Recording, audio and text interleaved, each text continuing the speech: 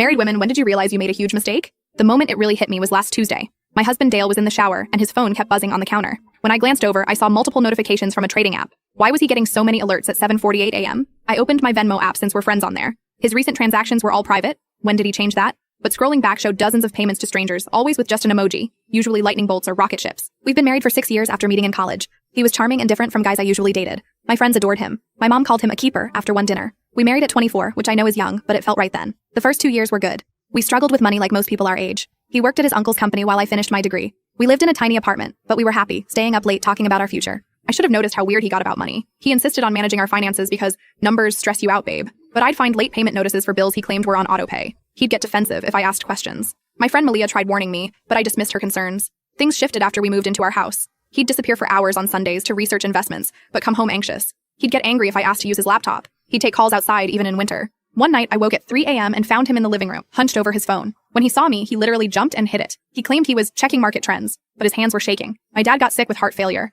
and Dale was surprisingly unsupportive. He complained about driving to my parents' house and skipped hospital visits. Once he said, "It's not like visiting changes anything." Last Christmas, we agreed on a $200 gift limit. I stayed within budget, but he gave me a designer handbag I knew cost at least $900. When I expressed concern, he got agitated and insisted he'd found a deal. The receipt in his car showed full price. Meanwhile, our credit card debt kept growing. He always had explanations: car repairs, work tools, helping his brother. In March, our mortgage company called about missed payments. Dale had assured me everything was current. When confronted, he cried, saying he was ashamed to admit we were struggling. He begged me not to handle the finances because it would make him feel like less of a man. 2 months later, I discovered he'd opened a credit card in my name with a $6,800 balance. When confronted, he wasn't remorseful, but annoyed I'd found out, saying, "I was going to tell you when I paid it off." That's when I started investigating. The picture was devastating. Nearly $30,000 in hidden debt. Missed mortgage payments, secret loans. I tried suggesting counseling. Sometimes he'd agree, but nothing changed. Other times he'd blame me, if I weren't so materialistic, if I'd gotten a better job. After seeing those trading app notifications last Tuesday, I checked our joint account. There were dozens of large withdrawals to various crypto exchanges and day trading platforms. When Dale finished his shower, I asked about the transactions. His response was rehearsed.